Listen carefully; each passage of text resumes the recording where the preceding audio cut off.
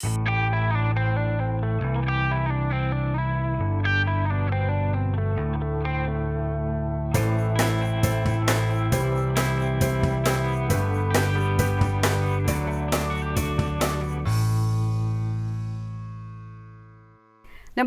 जहां चाहा वहां रहा कार्यक्रम में आप सभी का स्वागत है। इस कार्यक्रम के जरिए हमारी कोशिश रहती है कि हम आपको मिलवाएं ऐसी महिलाओं से जिन्होंने कुछ कर गुजरने की ठानी और बन गई लाखों महिलाओं के लिए प्रेरणा। मूल रूप से राजस्थान की रहने वाली गीता ने अपनी मेहनत और कुछ अनूठा करने के जज्बे के कारण एक नई इबारत लिखी है। गीता पिछले कई वर्षों से एक कैब ड्राइवर के तौर पर काम कर रही हैं। यहां तक पहुंचने का सफर बेहद मुश्किल रहा। गीता ने कुछ ऐसा करने की सोची जिससे कि वो आत्मनिर्भर बन सकें और अपने परिवार को सही दिशा दिखा सकें। उन्हें रास्ता दिखाया आजाद फाउंडेशन ने। लंबी और कठिन ट्रेनिंग के बाद गीता ने दिल्ली की सड़कों पर कैब चलाना शुरू किया। अपनी दृढ़ इच्छा शक्ति और कुछ बेहतर करने के जुनून के कारण गीता तमाम परेशानियों के बाद भी इस प्रोफेशन में टिकी रही और आज वो पहली सखा ट्रेनर भी बन चुकी हैं। वो इस समय टीम लीडर की भूमिका में भी हैं। देश भर में हुए लॉकडाउन के दौरान आजाद के सहयोग से गीता ने समाज सेवा के सहारे खुशियां बांटी। गीता का अब तक का सफर प्रेरित करता है कि महिलाएं तमाम बाधाओं को पार कर आत्मसम्मान के साथ कुछ ऐसा कर सकती हैं जिससे वो और उनका परिवार खुशियों की जिंदगी जी सकता है। इसी कड़ी में आज हमारे साथ मौजूद हैं आजाद फाउंडेशन की अमृता गुप्ता और हमारे साथ हैं कैब ड्राइवर गीता। आप दोनों का बहुत बहुत स्वागत है। तो अमृता जी, आपसे जानना चाहेंगे, जब आजाद फाउंडेशन बना तो किस तरह से आपके दिमाग में एक विजन था, एक मिशन था कि इसको आगे लेकर जाएं, महिलाओं के लिए कैब हो लेकिन महिलाओं के द्वारा ही वो चलाई जाए, तो ये क्या था? और ये हम आपसे जानेंगे जब एक दशक पहले इसकी शुरुआत हुई। आज़ाद फाउंडेशन की शुरुआत 2008 में हुई, जैसे आपने कहा एक दशक हो गए हैं। और आज़ाद ने जब शुरुआत करी और हमारी फाउंडर डायरेक्टर जो हैं मीनू वदेरा ने ये सोचा कि जब हम बात करते हैं महिलाओं को नौकरी में लाने की, तो किन टाइप की नौकरीज की बात करते हैं हम? हमेशा हम परंपरागत कुछ नौकरियों की बात करते हैं जहां पे ज्यादातर महिलाओं को एक पेशेवर महिला या प्रोफेशनलिज्म की आइडेंटिटी नहीं मिलती। तो आजाद की इच्छा थी कि हम कुछ ऐसे गैर परंपरागत नौकरियों में महिलाओं को ले आए जहां पे एक महिला ड्राइवर, जैसे एक एग्जाम्पल है महिला ड्राइवर, जहां ड्राइवर एक नौकरी है जहां पे आइडेंटिटी है, जहां पे महिला को एक सैलरी मिलती है जो कि रेम्यूनरेटिव जिसको कहते हैं सैलरी मिलती है, और एक डिग्निटी है।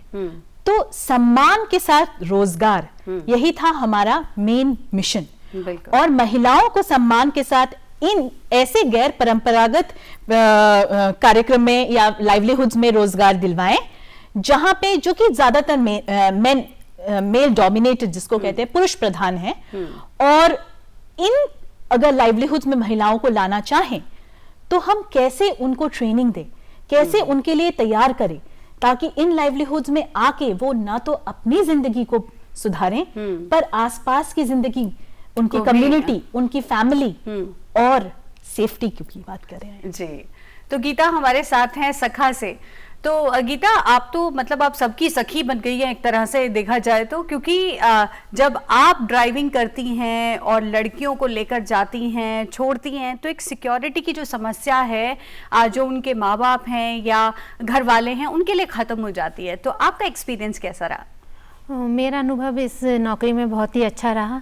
जब मैं ड्राइवर के रूप में रोड पे उतरी तो मुझे महसूस हुआ कि मैं और दूसरी महिलाओं को सेफ, सुरक्षित उनके घर पहुंचा रही हूँ। अमृता, एक चीज़ जो निकल कर आई कि आप जब ट्रेनिंग देती थी और आपने कहा कि हमारा तो ये काम था कि हम रोजगार भी दें और सम्मान भी हो, तो इनकी सिक्योरिटी के लिए क्या कुछ किया जाता था? क्या सेल्फ डिफेंस होता था या फिर आपने कुछ ऐसा इजाद किया कि जीपीएस लगा दिया जाए ताकि ये सुरक्षित रहें? बिल्कुल, सिर्फ सिक्योरिटी के लिए एक तो है कि तकनीकी जो हमने करवाए, जैसे कि जीपीएस है गाड़ियों में, पैनिक बटन है, पर दूसरी चीज है कि वो चीज बिल्ड करें कॉन्फिडेंस के हिसाब से महिलाओं में कि आपके पास इंफॉर्मेशन है, इंफॉर्मेशन कि आसपास हमारी पीसीआर वैन है। सेल्फ डिफेंस क्या ये है कि आप जाके किसी को मार सकती हैं? नहीं। सेल्फ डिफेंस ये है कि आपको पता है कि आप में वो क्षमता है कि आप सामना कर सकती हैं किसी भी प्रॉब्लम का। कॉन्फिडेंस की बात है सेल्फ डिफेंस में। तो जब हमने हमारे कार्यक्रम की शुरुआत की, हमने सोचा कि जब हम स्किल्स की बात करें तो सिर्फ तकनीकी स्किल ज्यादा इनफ नहीं होते हैं। उन तकनीकी स्किल्स के साथ, जैसे हम बोलते हैं जिसको स्किल प्लस प्लस, ट्रांसफॉर्मेटिव, आजकल सभी बोल रहे हैं 21वीं सदी के स्किल्स, 21st सेंचुरी स्किल्स, वो क्या है? 21st सेंचुरी स्किल्स हैं confidence building. 21st century skills में आती है कैसे हम सोच रहे हैं अपने बारे में, क्या हमें अधिकारों की समझ है।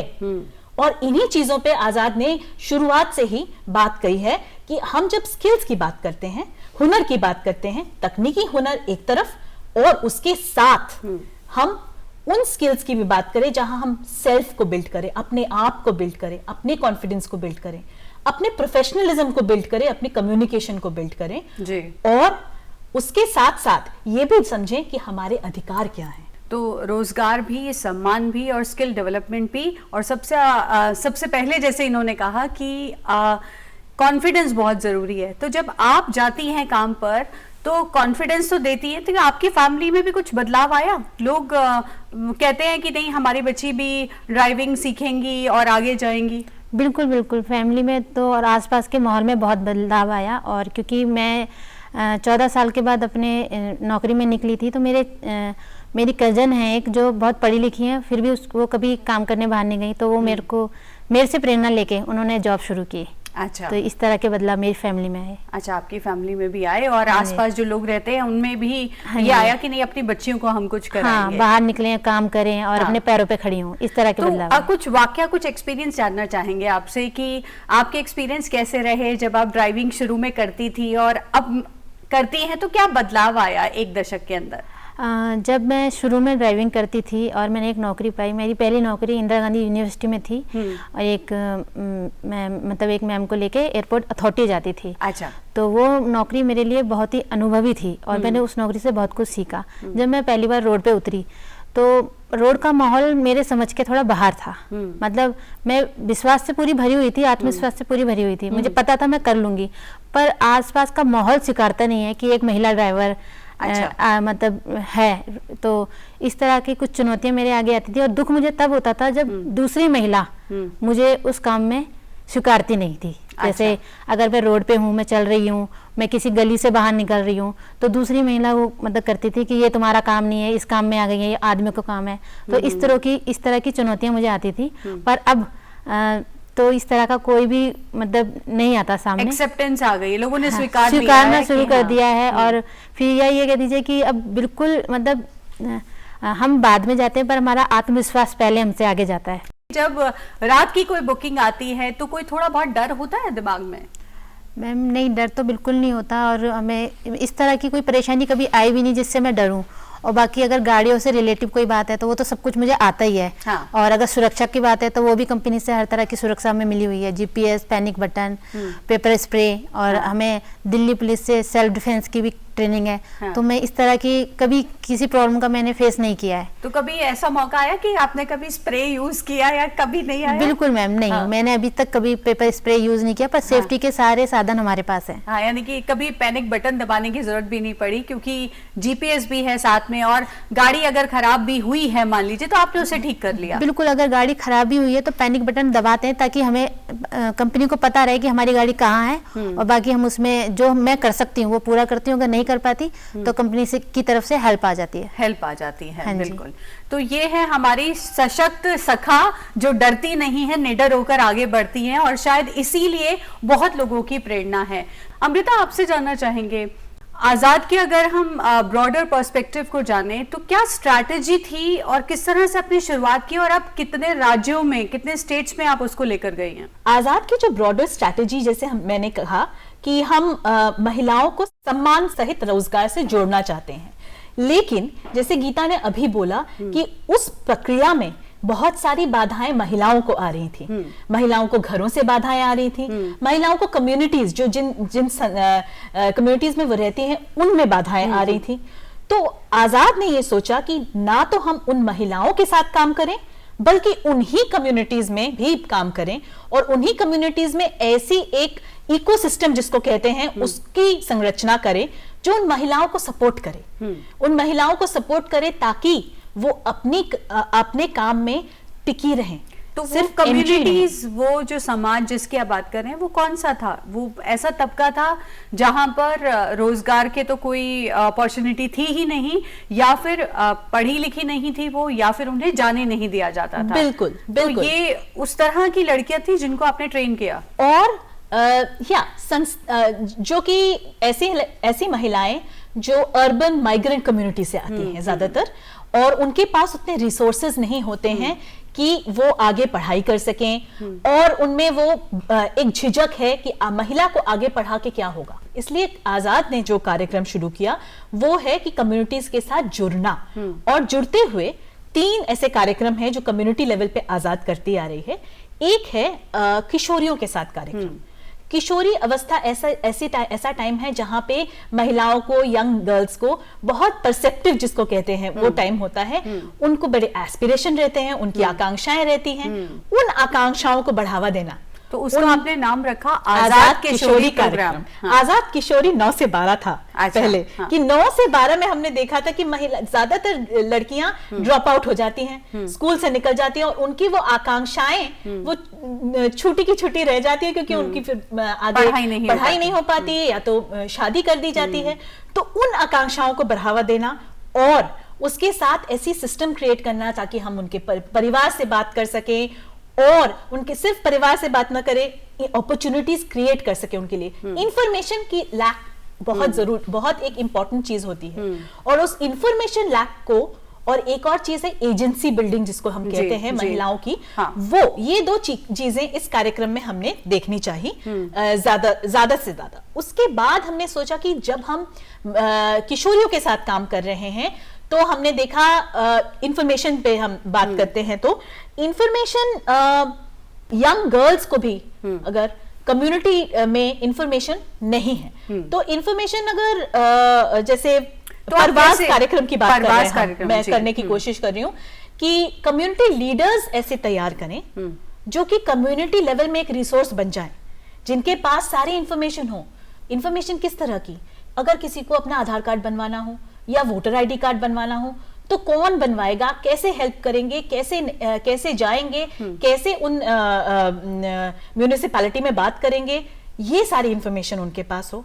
तो हमने एक ऐसे 1 साल के कोर्स की तरह एक बनवाया, जहां पे हम स्कॉलरशिप देते हैं कुछ यंग महिलाओं को जो उन्हीं कम्युनिटीज से आती हैं। अच्छा। जहां पे हम ड्राइविंग के बारे में बात करते हैं, जहां से आजाद किशोरियों को हम ट्रेन करते हैं, उन्हीं कम्युनिटीज से वो इस कोर्स को लेती हैं और कम्युनिटी लेवल पे लीडर्स बनती हैं और कम्युनिटी को सपोर्ट करती हैं। जी, तो गीता आपसे जानना चाहेंगे, आप उनको किस तरह से और आगे काउंसिल करती हैं जिनके माँ बाप कहते हैं कि नहीं हम ड्राइविंग नहीं कराएंगे उनसे? जैसे आसपास के माहौल में जैसे हम लोग जाते हैं और रात दिन की ड्यूटियां करते हैं, तो उसी से लोग बहुत ही प्रेरित हो जाते हैं। अच्छा। कि भाई महिलाएं बाहर निकल रही हैं, कमा रही हैं और कर रही हैं, और मतलब माहौल इतना सही हो जाता है आसपास का कि जब ये महिला जा सकती हैं तो हमारी बेटियां क्यों बाहर नहीं जा सकती काम करने के लिए। तो इस तरह से हम लोग उन लोगों को बताते हैं। जी, तो जो आपकी भी बेटी हैं और वो उनका क्या मानना होता है कि मम्मी अभी ये शिफ्ट चल रही है, अभी मत जाओ या शाम को जाओ, या कैसा सपोर्ट सिस्टम होता है घर का, या वो खुश होती हैं, बताती हैं कि नहीं मेरी मम्मी तो गाड़ी चलाती हैं और सबकी रक्षा करती हैं, उनको उनके घर तक पहुंचाती हैं? हाँ, मेरे बच्चों के जब मैं स्कूल में भी जाती हूँ पेरेंट्स मीटिंग में, तो टीचर भी बहुत खुश होती हैं और वो कहती हैं कि हाँ। मैं इनका बहुत सम्मान करती हूँ कि ये अलग काम करती हैं। हाँ। और ये एक मतलब बहुत अलग काम है और महिला होकर ये कर रही हैं। मेरी दोनों बच्चे मेरे बहुत खुश होते हैं इस बात को लेके कि भाई हमारी माँ एक ड्राइवर है, और वो सभी को बताती है इस बात को कि मेरी मम्मी ड्राइवर है, और उनके दोस्त भी मेरा बहुत सम्मान करते हैं। हाँ, तो आपको भी गर्व होता है? बिल्कुल। तो अमृता, एक चीज जो यहाँ पर आती है कि जब हमने कोविड-19 की बात की और आपने कहा हम तो स्किल डेवलपमेंट भी कर रहे हैं, हम उनको रोजगार भी दे रहे हैं, सम्मान भी दे रहे हैं, तो वो दौर कैसा था, वहां पर आपने कैसे कोप अप किया और वहां पर किस तरह से इनको दोबारा से ट्रेन किया गया कि अब आपको क्या करना है? ऐसा समय है, लगभग पूरा 1 साल हो गया है, तो ऐसे में क्या किया गया? कोविड के टाइम पे ट्रांसपोर्ट सेक्टर को तो बहुत भारी धक्का लगा। ऑलमोस्ट 70% हमारा सेक्टर डाउन हो गया था और इस टाइम पे काफी लोगों एक चीज थी कि महिलाओं को कैसे हम उन्हीं नौकरियों में इंश्योर करें कि उनकी नौकरियां नहीं जाएंगी। हाँ। वो एक काम बहुत जरूरी था।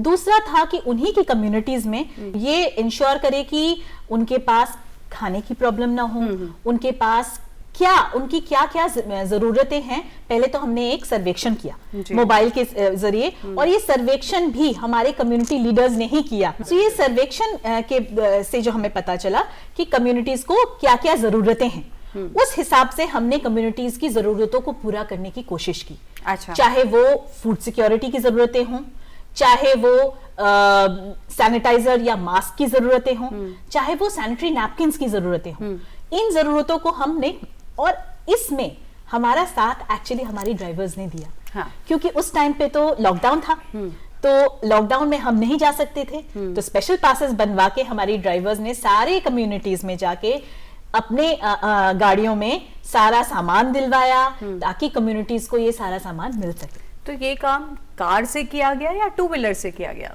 ये काम तो कार से किया गया, लेकिन 2 व्हीलर की बात जब आप छेड़ रही हैं तो हमने वो एक अपॉर्चुनिटी देखी कि सेक्टर जैसे ट्रांसपोर्ट सेक्टर में प्रॉब्लम आ रही थी, लेकिन लॉजिस्टिक्स का जो सेक्टर है वो सेक्टर आगे बढ़ रहा था। तो हमने उस अपॉर्चुनिटी को देखते हुए महिलाओं को, हमें तो ट्रेंड महिलाओं को आगे नौकरियां दिलवानी थी, इसीलिए हमने लॉजिस्टिक सेक्टर में अपना काम करना शुरू किया। महिलाओं को 2 व्हीलर पे ट्रेन करना शुरू किया ताकि वो उस लॉजिस्टिक सेक्टर में जो काम हो रहे हैं, जहां पे रिटेल में जो डिलीवरीज का काम हो रहा है, और इस तहत हमने एक्चुअली ऑलमोस्ट 40 महिलाओं को अभी तक प्लेस कर लिया है। अच्छा, उनकी प्लेसमेंट हो गई। यानी कि आपने बाकी कंपनीज के साथ जो ऑनलाइन डिलीवरी करती हैं, उनके साथ उनको कोलैबोरेट किया और उनको फिर से काम दिलवाया। जी, लेकिन अब थोड़ी स्थिति बदल गई है। अब थोड़ी स्थिति बदल गई है, और जैसे हमारी जो ड्राइवर्स थी उनकी भी अपस्किलिंग हुई है इस टाइम पे। अपस्किलिंग के हिसाब से खुद तो उन्होंने आगे बढ़ के किया है, जैसे कि हेवी व्हीकल लाइसेंसेस ले लिए हैं उन्होंने, ताकि वो आगे अपना नेक्स्ट स्टेप ले सकें, ताकि वो आगे बस चला सकें। अच्छा गीता, तुमने भी लिया है? हाँ जी मैम। अच्छा, तो हैवी लाइसेंस जब लिया और उसकी ट्रेनिंग कैसे थी और आपको देखकर कितनों ने लिया, ये हम जानना चाहेंगे। मैम, हैवी लाइसेंस पे आप बस और ट्रक दोनों ही चला सकते हैं। अच्छा। और मैंने हैवी लाइसेंस की ट्रेनिंग मतलब जब ली तो हम लोग 5 लोग थे, जिसमें से हम लोग बड़े ही हिसाब से मतलब निकले थे कि हम 2-2 के जोड़े में जाके हमने वो ट्रेनिंग ली, और हमारे बाद अब पूरा 12 का ग्रुप उस ट्रेनिंग को पूरा कर चुका है। अच्छा। हमारी कंपनी में। और मतलब आगे सपना है कि हम बस चलाएं। अमृता, जब सिक्योरिटी और सेफ्टी की बात होती थी, आज से हम 1 डेकेड पहले की बात कर रहे हैं, तो क्या नजरिया था जब इस कंसेप्ट को लाया गया कि आजाद इस पर काम करेगा? आपने सोचा भी नहीं होगा कि इस तरह से हम इतनी महिलाओं को ट्रेन करेंगे। जब हमने शुरुआत की थी दिल्ली में, तब प्रोफेशनल ड्राइवर के हिसाब से कोई भी महिला नहीं थी एक्चुअली। तो तब सभी ने पूछा था क्या महिलाएं ऐसा काम कर पाएंगी? लेकिन आज अगर हम बात करें तो हम 2500 महिलाओं को ट्रेन कर चुके हैं। और आप जो बोल रही थी, डिफरेंट स्टेट्स की बात कर रही थी, हमने शुरुआत तो दिल्ली से की, लेकिन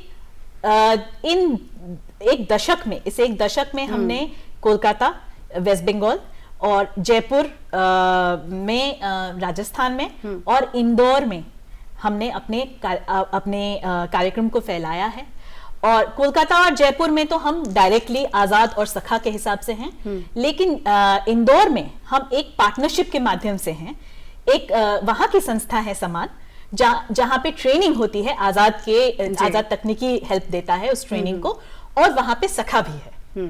सो इस तरह से हमने अपने कार्यक्रम को पार्टनरशिप के द्वारा और अपने खुद के एफर्ट्स के द्वारा आगे बढ़ाया है। और इतनी सारी महिलाएं अभी एज पेशेवर ड्राइवर, जिसको कहते हैं प्रोफेशनल ड्राइवर्स, डिफरेंट सिटीज में हैं, जो कि ना केवल गवर्नमेंट के साथ काम कर रही हैं, यहाँ पे DCW के साथ काम कर रही हैं, इंदौर में MCD के साथ काम कर रही हैं। इनफैक्ट कोविड के दौरान हमने ऑस्ट्रेलियन एम्बेसी में हमारी एक महिला प्लेस हुई हैं। तो ये सारी चीजें हमारे लिए गर्व की बात होती है, गर्व की बात होती क्योंकि है। हम ट्रांसपोर्ट सेक्टर में महिलाओं को आगे ला रहे हैं। आगे ला रहे हैं। तो शुरुआत हुई गाइडलाइंस के अनुसार, जैसा कि कहा जाता है किस तरह की चीजें हो, लेकिन उस गाइडलाइंस को आगे बढ़ाते हुए अब आप यहाँ तक पहुंच गए हैं कि कोई झिझकता नहीं है कि हमारे घर की बेटियां ये काम करेंगी। बिल्कुल, हमारे मन में तो एक्चुअली कभी कोई झिझक नहीं थी, और इसीलिए हमने जब देखा कि जो कम्युनिटीज में हम काम करते हैं वहां के मर्दों के मन में तो झिझक थी कि क्या हमारी महिला ये तो काम हमारा काम है, ये महिलाएं क्या हमारे काम को ले लेंगी। तो हमने मर्दों के साथ भी काम करना शुरू किया, हमने यंग बॉयज के साथ भी काम करना एक्चुअली शुरू किया, ताकि उनको भी ये समझा सकें कि बात बराबरी की है, बात ये नहीं कि ये हमारा काम है, बात ये है कि काम है। और उनको काउंसिल भी किया गया। बिल्कुल बिल्कुल, सिर्फ काउंसिल नहीं किया गया, उनके साथ एक पूरी जैसे ट्रेनिंग के तौर पे, चेंज एजेंट्स के तौर पे उनको ट्रेन किया गया, ताकि वो भी दूसरे मर्दों को समझा सकें कि महिलाएं हमारी फ्रेंड्स हैं, सखा हैं, और हम भी उनके सखा बने। अब आपकी क्या राय है और आपका क्या मैसेज है जो लोग ये प्रोग्राम देख रहे हैं? मैं यही बोलना चाहूँगी कि जब हम मतलब किसी भी महिला को मतलब डरना नहीं चाहिए किसी भी तरह के फैसले लेने में। और जो फैसला आपने 3 साल में लिया कि हाँ मैं जी, हाँ नौकरी जी, करूंगी और ड्राइवरी सीखूंगी, बिल्कुल मैं इसी फैसले की बात कर रही हूँ कि अगर हम कोई फैसले लेते हैं बल्कि अपने लिए, अपने परिवार के लिए, अच्छे के लिए, तो उसमें बहुत लंबा समय हमें नहीं लेना चाहिए। हमें किसी भी काम को छोटा बड़ा नहीं समझना चाहिए, और अगर हम कुछ सोचते हैं कि ये काम करना चाहिए तो उसमें भरपूर अपना सहयोग दें और अपने साथियों को भी साथ में लेके आगे जाएं और अपनी तादाद बढ़ाएं, और तभी उसमें मजबूती आती है। जैसे कि आपने कहा आप बहुत ज्यादा पढ़ी लिखी नहीं थी उस वक्त और आर्थिक स्थिति ठीक नहीं थी, लेकिन किसको पता था कि ये गीता सखी के रूप में जानी जाएगी, सखा बनेगी सबकी और गाड़ी भी ठीक कर लेगी। हाँ जी बिल्कुल मैम, ये किसी को भी नहीं पता था, खुद मुझको ही नहीं पता था कि मैं इतनी आगे तक आ जाऊंगी। बहुत खूब। अमृता, आप क्या कहना चाहेंगी? हमने ट्रेनिंग की बात की इनके साथ और आपसे भी जाना कि आज़ाद फाउंडेशन किस तरह से काम कर रहा है, तो एक जो सबके दिमाग में रहता है कि नहीं लड़की है इसको नहीं करने देना, वो तो आपने बदल दिया। अब और क्या क्या उद्देश्य हैं आगे, और क्या क्या सपने हैं जिसको लेकर आज़ाद काम कर रहा है? आज हमारा एक ही सपना है कि महिलाएं आगे आके पब्लिक ट्रांसपोर्ट में अपनी तादाद बढ़ाएं, सिर्फ भागीदारी ना दें, तादाद बढ़ाएं।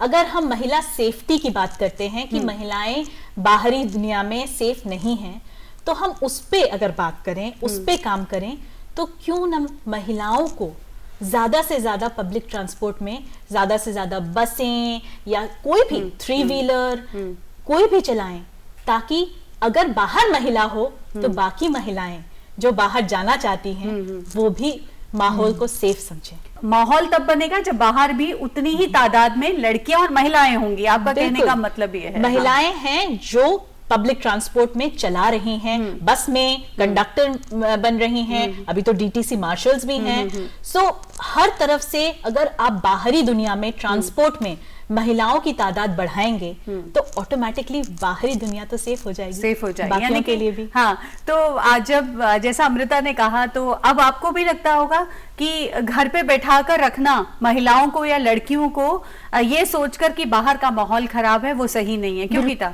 बिल्कुल मैम, ये बिल्कुल सही नहीं है कि अगर हम घर पे अपनी बहन बेटियों को बैठा लें कि बाहर की दुनिया सेफ नहीं है और उन्हें बाहर ना भेजें, तो ये बिल्कुल गलत है। और हमारे दर्शक जो एक प्रोग्राम देख रहे हैं उनके लिए आप क्या संदेश देना चाहेंगी? दोनों से संदेश लेंगे क्योंकि इंटरनेशनल वुमेन्स डे है। जिस चैलेंजेस को आपने पार किया और यहाँ तक पहुंची हैं उसके बारे में हम आपसे एक एक संदेश लेना चाहेंगे। बिल्कुल, मेरे हिसाब से और आज़ाद के जो मिशन के हिसाब से हम तो बोलना चाहेंगे कि काम हर एक काम एक डिग्निफाइड वर्क होना चाहिए, और डिग्निफाइड वर्क की तरफ अगर हम महिलाओं को ले जाना चाहें तो हम हर काम को आइडेंटिटी भी देना हमें जरूरी है, क्योंकि महिला घर में भी काम करती है, जिसको हमने आज तक कभी आइडेंटिटी ही नहीं दिया है, आइडेंटिफाई ही नहीं किया है। महिला के घर के काम को भी आइडेंटिफाई करें, महिला को वो अवसर दें कि वो बाहर जाके भी नौकरियां करें, और उन नौकरियों में भी महिलाओं को सेफ्टी, सिक्योरिटी और एक डिग्निटी का माहौल दें। तो गीता, आप क्या कहना चाहेंगी? मेरा मानना है कि हम अपने हर एक काम को, महिला हर एक काम को, चाहे घर के हो चाहे बाहर के हो, खुद सम्मान देंगी तभी समाज सम्मान देगा। तो आपको खुद ये पहल करनी होगी, खुद ही पहल करनी होगी इस बात की कि हम अपने हर काम को सराहें, और तभी हम सामने वाले से भी उम्मीद रख सकते हैं कि सराहें।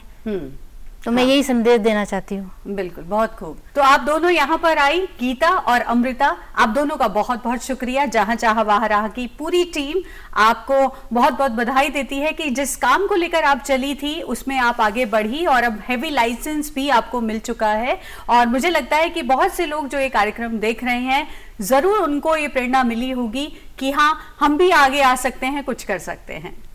बहुत बहुत शुक्रिया। Thank you. तो फिलहाल जहां चाहा वहां राह में आज इतना ही। हमारी पूरी टीम को दीजिए इजाजत। नमस्कार।